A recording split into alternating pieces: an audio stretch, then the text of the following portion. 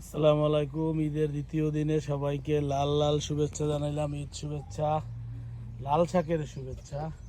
আজকে ঈদের পরে একটু হালকা বারবিকিউ হবে, তারপরে রাতে লাল শাক দিয়ে ভাত খাবো ইনশাল্লাহ।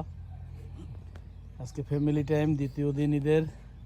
জমজমাট লাল শাক হয়েছে বছর, কালারটা হয়েছে একদম সেরকম খয়েরি কালার, লাল হয় না, হয়েছে খয়েরি।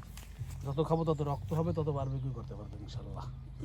তো সবাই রে সুস্থ থাকি, শরীরের দিক খেয়াল নেই, সাবধানে থাকি। আল্লাহ হাফেজ, ঈদ মুবারক।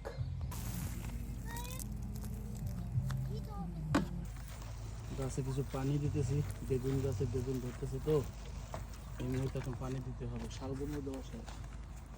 লাল শাকে দিবা না পানি? লাল শাকে দিতেছি তো।